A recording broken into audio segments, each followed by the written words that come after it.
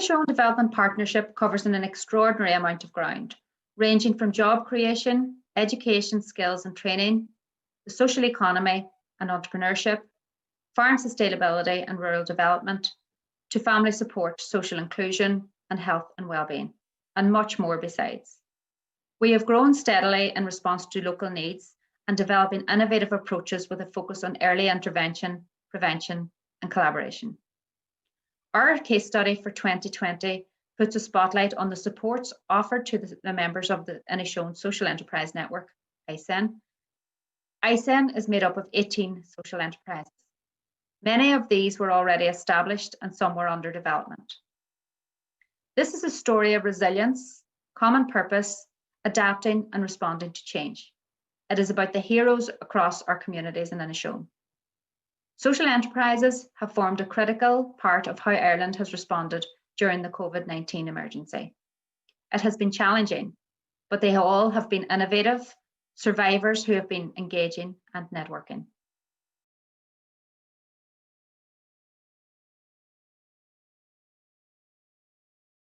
The lockdown was a major challenge for Spree. To that point, we were providing 60 activities every week to over 700 people, and now all of a sudden we weren't able to do anything. First and foremost was to protect all 12 staff, both full and part-time, that we have here, and second then was how we were going to respond, I suppose, to the new needs in the community. Within a week, we just had pivoted our whole business. The staff were really resilient and adapted to everything new that we took on board. We started delivering new services such as the food bank, a helpline, producing advisors and delivering Zoom classes to many of our participants. Peer support then that we all gave each other in terms of looking for funding and different wee challenges that maybe that we were all facing. It was great in terms of that. That link to Pobble, getting that reassurance that funding was going to be continued, the fact that you were able to sort of to do that on behalf of us all without each of us fighting an individual battle was absolutely tremendous. It would give us a real chance just to step back, look at everything we've been doing. We're celebrating our 10th birthday later this year, and we started then on a journey, a lovely branding journey through the SESI programme. Other things that we're taking from this as well is that I suppose how resilient and what a great team both our staff and our board are. We were able to use our Fab Lab to great advantage during COVID with producing advisors that went to community nursing homes, and then later on then when the shops and schools reopened, we supplied shops and schools with them as well. I suppose one of the big things whenever COVID did hit was that all our income streams, from both traded income and fundraising stopped. And we spent some time then thinking about that and how could we, adapt or change something so that wouldn't happen again. So, and we're just, at the early stages of that. So that's something that will be continuing into the future as well. And we probably never would have thought it if COVID hadn't happened.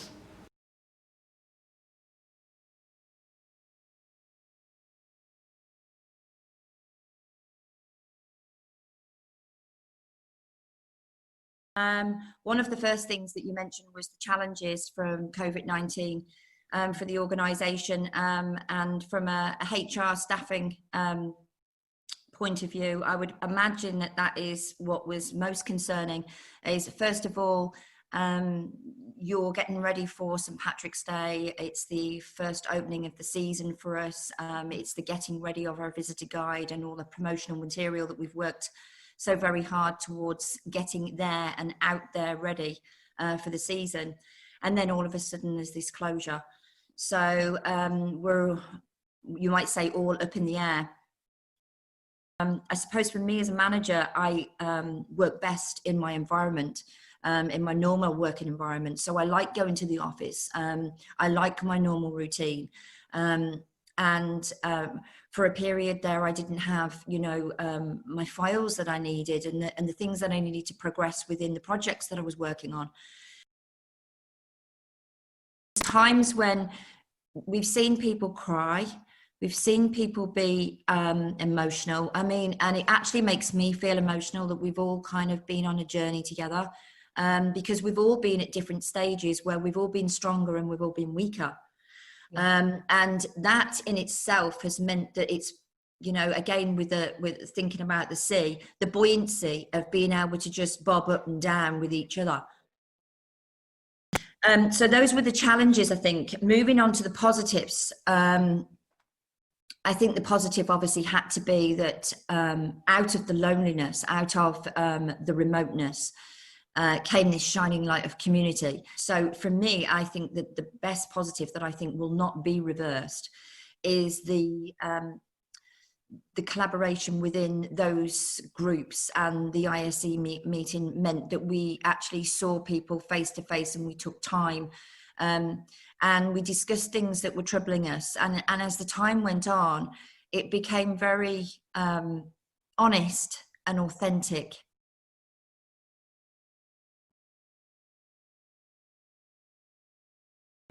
It was fantastic to have the support from the other groups, and to be part of a network and kind of have a hub situation where you actually knew what was going on with other facilities, because during that time you could have felt quite isolated and kind of unaware of what was going on in other places, so you weren't sure whether you were doing things right or not. So it was a good opportunity to find out what was going on. It didn't really affect us massively in terms of how we would operate, because while we're a public facility, it's kind of not as hands-on as some of the other community groups. But there is things maybe that we have learned to adapt and how to use the spaces differently now. You know, for example, having less members of the public in more confined spaces, and like it's something that maybe has worked better for us, taking bookings for things like the planetarium, even in the busy time of the summer. The biggest challenge we faced was the fact that we were closed. We had been preparing over the whole winter to be, ready to go for the spring season, and that just completely finished. So we were kind of left with an empty building and no money coming in. So it was a big issue in terms of were we actually going to be able to survive, into the future. So that was kind of our biggest issue. Okay. One of the upsides of the whole COVID situation that we actually got time to update all our exhibition space and give everything a good spring clean, and redo some of the signage and information panels and stuff like that. It probably has been better than it has been for a long time. So once, I know it was only 2 months, it was a bit more limited in terms of time, but overall it has been a very good season, very busy. So from people staycating and visiting local? And a lot of locals coming in that maybe haven't been here before, kind of decided that instead of going to another county or going to another country, that they would visit what was on their own doorstep. So brilliant. There's when things are ongoing and that you don't have as much maybe time to think about stuff as you do now when the COVID restrictions, and you're maybe looking at other ways where you could utilise the building maybe a wee bit better and stuff, Yeah. Obviously having the doors closed and people not being allowed in kind of restricts us big time on their income for the centre, but on the positive side, it enabled me to get stuck in maybe looking for funding for the place, and maybe looking at different ways that when we do get back to full tilt again, that we could maybe get more people in the door. There's a lot of things that we're looking at. We have a leader application at the minute for LED lighting for the building. We've gone through the expression of interest phase at this stage, and now we're in the main application. We'll be hopeful that would be a possibility for us. Again, out the back of the building here, we're looking maybe to put in a polytunnels for a community garden type thing. So with kind of looking then towards maybe starting a country market in the main hall in here. Beekeeping courses that we're looking to start. We're trying to incorporate everything into this country market type of thing in here as well. Circular type. Circular thing, but the funding is the big one now. While the place is closed down, that we're able to get, if we do get funding, hopefully from later, that we're able to get that work done before we get the doors are open to the public again. Before the ISO thing, there was just the initial lockdown and the how do we respond to this? Everything just changed so quickly, and everything that you would normally do just was gone. And then I'd gotten emails about that they were doing a Zoom meeting, and I thought, God, I don't even know what Zoom is. But right, okay, I'll just, I'll go along with it and we'll see how I get on. And then like I went on the first day and I was like, just recognised loads of people and like familiar faces, and I was like, oh God, it's so great to see you all. And so it was really like a kind of like a beacon, like a kind of lighthouse. When we were all like we kind of ships lost in the storm, and then suddenly there was this light that we could all go to. So yeah, it was a kind of light in the storm really. We actually got a virtual replica of the gallery space built by one of our members who did that in kind. And then we had to figure out how to use it, and we had to figure out, like kind of upskilling artists to take proper images of their work and be able to send them in the right format and so on and so forth. But we got ourselves together. That's always been the kind of personality of ArtLink, has been we've always had to change and be adaptable, and like we're a group of artists, so we like creative problem solving is kind of part of what we do, and yeah, like it wasn't easy, and there was a lot of learning, but yeah, like it kind of came quite naturally in a way,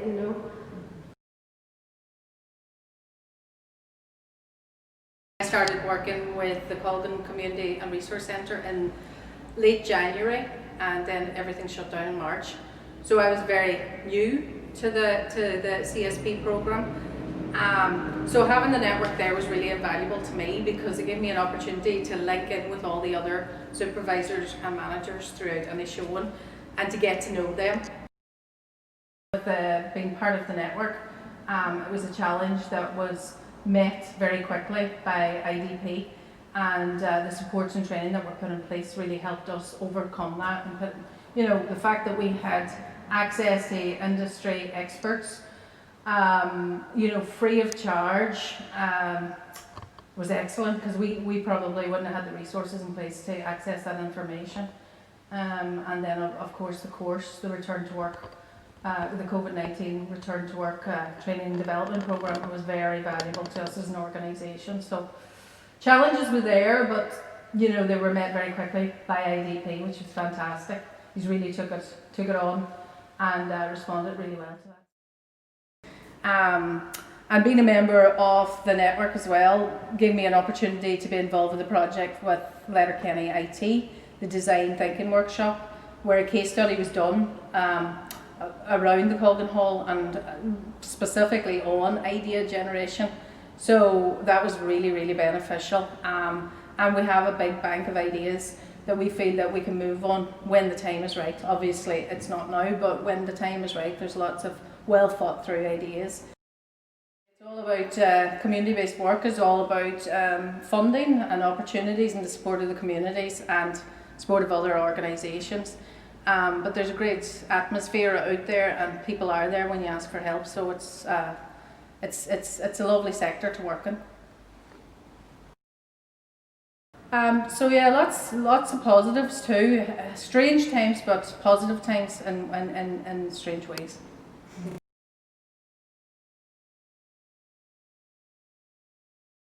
We were all in this together, and we could all help each other. Some of the managers that was in our group were very stressed. They were very, they had the weight of the world on their shoulders, and there was other people, maybe like myself, who was a wee bit more relaxed. But we're all different, and I always felt when I came out of the meeting, from somebody who's easygoing and relaxed, maybe I could do more. It was a very anxious few months. Everything in this centre was closed. Our play school, our youth club, we have a lot of elderly groups in this area that use our centre to play whist or to cards. We have ETB here, running computer classes 2 mornings a week. We have other ETB classes like yoga, basket making, embroidery or whatever. All them classes closed down at that time, and very, very worrying for the whole community. We also set up community libraries, and now that was a direct result of our ISAN group. We ran 2 very successful treasure hunts because people could do it within their own family grouping.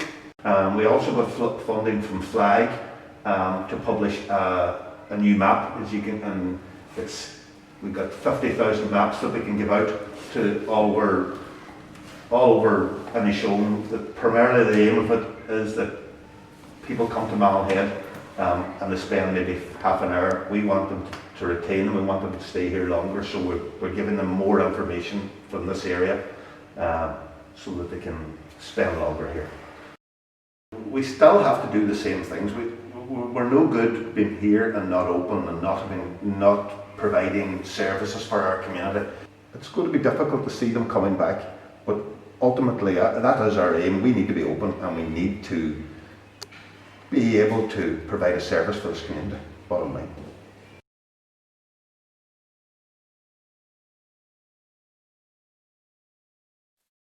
Yeah, I think at the start of the whole pandemic, I personally felt as if you're nearly in this on your own. Once you get locked down, you were home.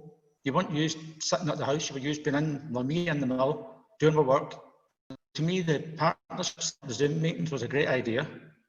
You weren't sitting on your own. You were able to talk to the other groups. You could see what the other groups are doing. We could share our information.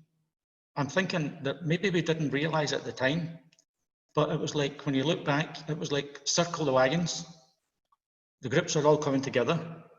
We were, like, say, defending against a danger, and the danger was Covid-19. Now we have a better understanding of the pandemic and we know what we can do and what we can't do. We're in a better way to go forward. Our biggest challenge was, especially, we've lost the all income from the hostel. We had maybe in the region of 20 groups all pre-booked for this year. This year was going to be probably the best year we ever had, but COVID put an end to it. I've now got all tenants back. Everyone's back, the school's back, school's completion, and only recently there were a group here, Vivid Performances. They do like art, or they do drama with the kids, school children, and they've got allowed back now as well. So we're nearly kind of, the only thing we don't have running just now is the hostel. One day I just took a notion and I thought, I'm going to go out to the mill and go out to the hall, and I get the yoga mats out, and I've done 2 meters apart so that I understand when we could get to open again, how many can we put in the hall? What's the maximum? So with that already worked out. Mm-hmm. It was not about, oh, we're closed down and what we're going to do, it's all gloom and doom. Try and look forward. How are we going to get out of this? How do we move out of this? How do we get forward? I've also said that I could probably look now and think I could lift a phone and talk to any of the groups, where before I might have been a bit hesitant because I didn't really know some of them. Some of the groups I knew very well, some of the groups not so. But now when you've seen the faces, you've talked to people, you think, if I needed something and I'm looking for something in that area, I could call them. And I would hope that goes back the way, that they think there's something that we could do, give us a call. As I say, we're still learning. Yeah. We're basically still learning. And I think just now people, they get fatigued. They kind of had enough of COVID. They think, when is this going to end? Well, we can't let our guard down.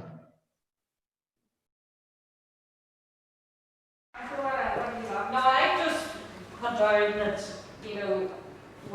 through the COVID, the feeling of fear and isolation, and like when you had come out here, we were stagnant and kind of, we're retired, and kind of, that was more fear on top of what we were doing. What you were already feeling. Yeah, and that's just knocked it all out, and totally.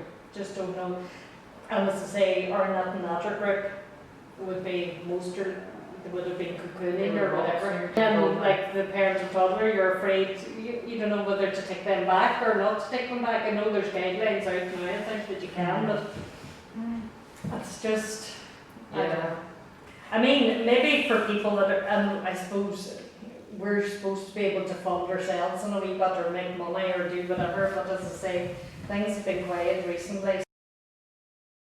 This place was to close. Once it would close, I don't think it would open again, and we've fought so hard now to keep it open. It's just, Yeah, it has to stay open. very soon. Yeah, absolutely. And it's the fundraising too. We would be reliant a lot on fundraising, like our concerts and things like that. Like, I can't see when that'll ever happen again. You know, and It's very not hard. being this year or next year or Predict. anything. No. Yeah, well, for a facility this size as well. Yes, for a facility this size. And then our weekly Keeley group that gets together, there's a music session, like they travel from all over, like, to come, and they're of a certain age too. You know, even if the numbers were up, unless it was open to everybody, we can't see that happening unless outside. I don't know. I don't know what's. It's hard to know what's going to happen. Like,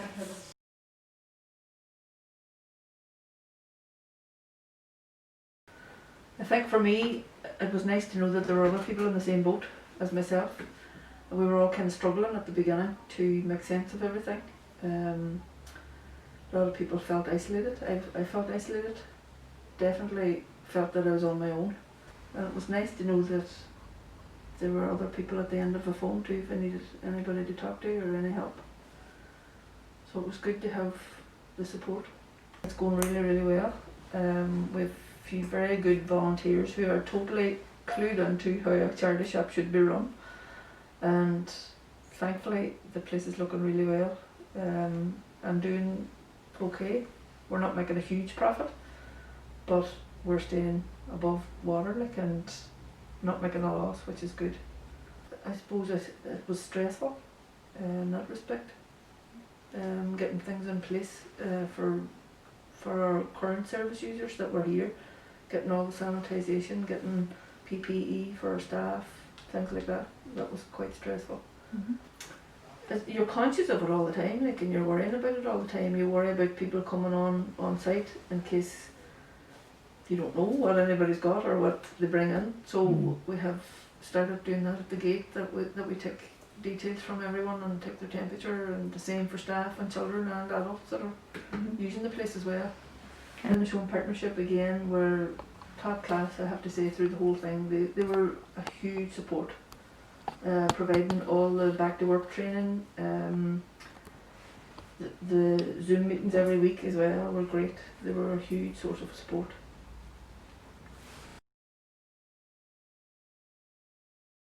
So, you know, certainly the challenge of physically moving and then getting into the space, then settling ourselves in the space. And with COVID, of course, we then had working practices were changed, where you would have hit the ground running and opened your doors. Of course, we couldn't do that. So we did a blended mixture of remote working and, you know, 2 people in the building and helping, you know, people as best we could under the circumstances, and it's actually worked out pretty good. Again, we got to grips with the likes of Zoom, using different platforms, whether it's social media, and then we did a number of initiatives actually through COVID. We did our Hugs in a Mug for the young people, which is really good. It meant that we were still connected with our shopfront programme and the young people that we would have worked with over the years, and our cross-border partner Peace Bites, our school group with the transition year students. And yeah, we just got on with it.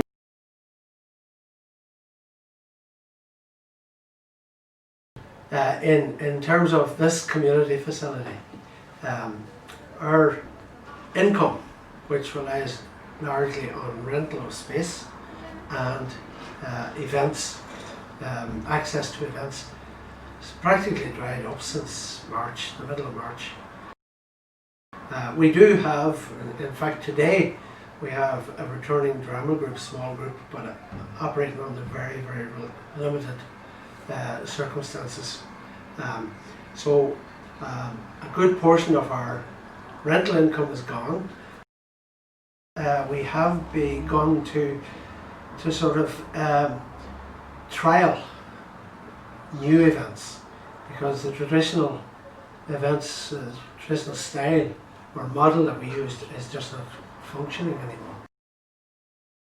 The Zoom meetings, particularly during the time when there were restrictions and people couldn't meet physically, those were invaluable to not just to our group, but I think to all the social enterprises in Inishowen.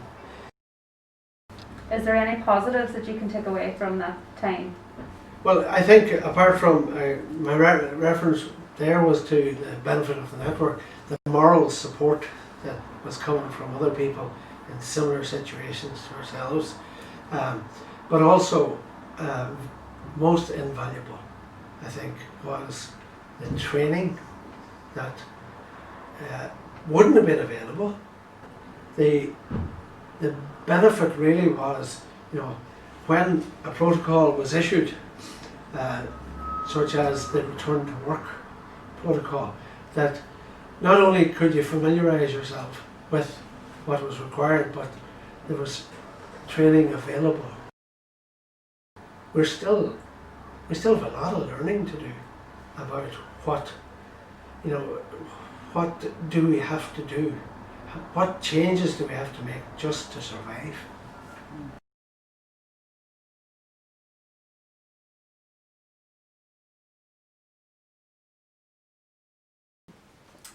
When we drove up this morning, it was really nice to hear, activity and music and noise, and so the centre is obviously back running. What capacity are you running? The centre is operational. It's obviously not at full capacity. We are taking it day by day. Things are changing all of the time. You've no idea if you're going to be shut down at any moment. So we don't want to do anything that's going to put anybody in danger. So we are taking it day by day. We have put additional safety measures in place because of COVID.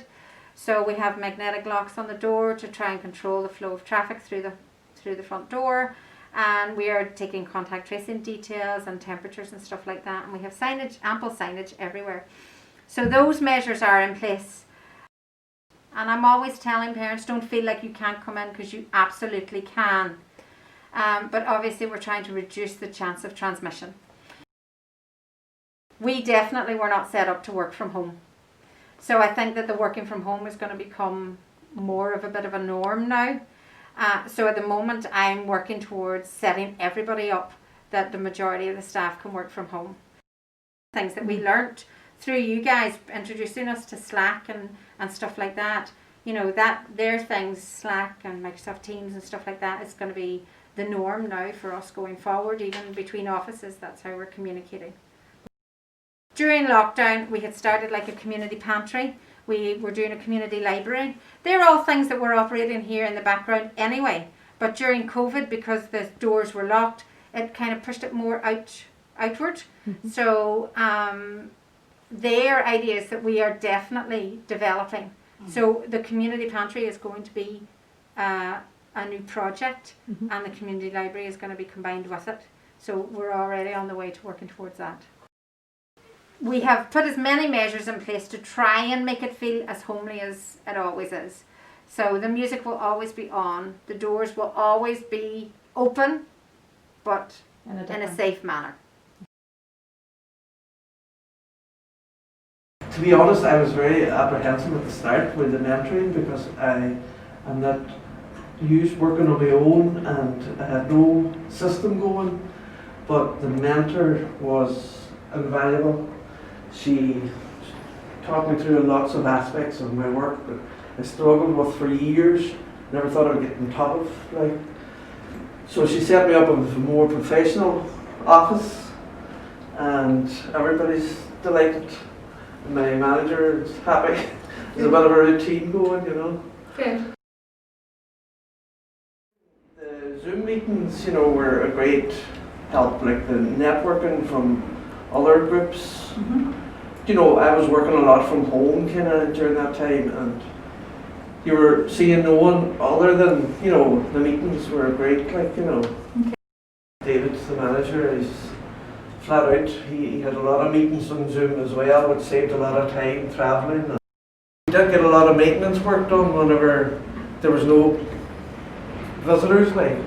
But we've been since start of July and August, very, very busy. We didn't open until the 29th of June, and from that till this week, we have been very, very busy. A lot of people from Ireland, I'd say, you know, staycations, like, you know, our doors has been very busy. We're in a major challenge because our normal sources of income dried up overnight. And suddenly we were faced with lots of bills, our rent, our insurance, our heat and light, but no income to cover them. And so we were in, I would say, quite immediately into crisis mode and wondering whether we could even survive the whole thing. Yeah, so my mentor really helped me to think through cash flow and what we needed, to identify grant opportunities, and to also work with our landlords to provide us with a window in which we could actually find new ways of funding ourselves. Well, one of the gaps that emerged was in the area of the food bank. We had great response from the local GAA doing shop and drop. We had some wonderful responses from other services. And so people were in need but couldn't access the help available. And that's where we worked with IDP, and we were so grateful to actually be able to think through a strategic response for the whole peninsula. Well, one of the great things was through the network, we were able to meet one another and connect with one another in a much deeper way. And we had this wonderful peer learning that took place as we met together each week. There was the encouragement of knowing that you were going through similar challenges to others, but there was also the help of inspiration and ideas for things that we could do that would help each one of us. We've all learned, we knew it already, but we've learned the value of working together, and that we have a strong and resilient community that can cope with all sorts of things. But the most effective time is when we work together, we share resources, we think of a solution together. So for example, the food bank had solutions that was right the way across the peninsula. And that is something that we can still continue, and we also can streamline and be strategic for anything that comes, whether we have a further lockdown or anything else.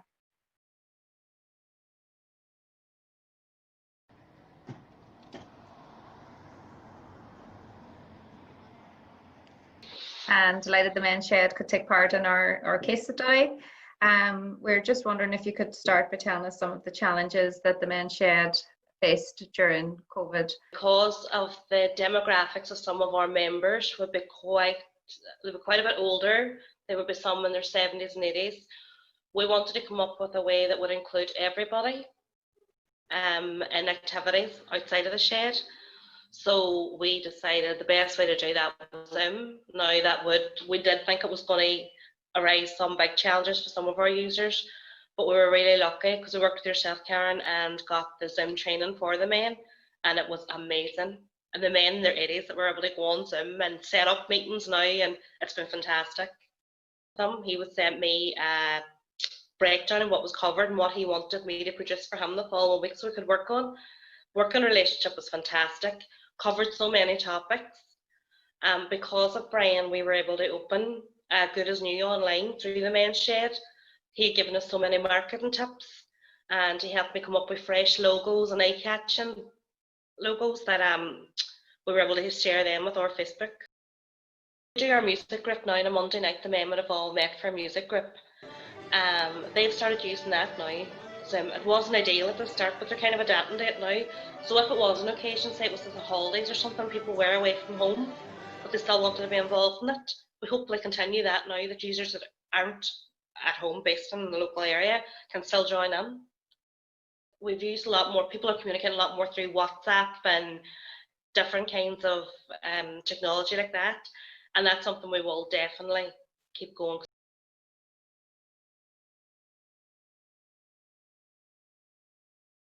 In terms of how it's changed right from, you know, the minute somebody even comes to the front door now. We have a queuing system outside. We have little flowers 2 meters apart, so when people come here, they can't come around the door or come in together. They come into the building, they get their temperatures checked.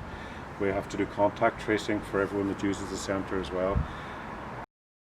We have some limited activities or services now being delivered, so we have Irish dancing, yoga with just numbers, fitness classes, so we sort of share those and then sort of work from home where we can and try and stay apart from when we're in working together.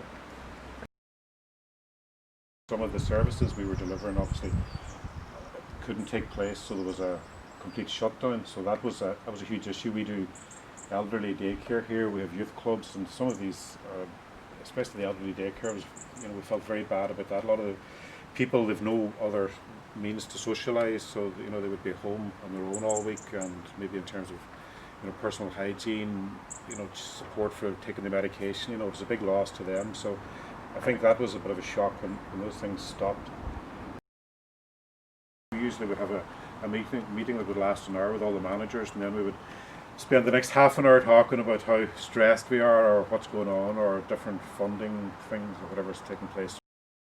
It's very isolating, and there's a lot of the responsibility is down to the manager, so you're making decisions which, you know, potentially, you know, if you make the wrong call, you know, it could be very damaging. So I think people felt under extreme stress and pressure, so it was great to be able to talk to each other. You know, peer support was very important, you know, psychologically, and just to try and relieve the stress and to feel that, you know, you're not in this alone. March 12th, 2020, and everything changed. Income streams stopped. Services closed their doors. There was anxiety, isolation, fear, and worry. The members of ISEN had to innovate to be strong to survive. It was about being enterprising and taking opportunities to engage, network, and connect. For this group, coming together under ISEN was indeed a beacon, a lighthouse in a storm. Thank you for taking the time to hear this story and come on this journey with us. We are in challenging times, but we are stronger together.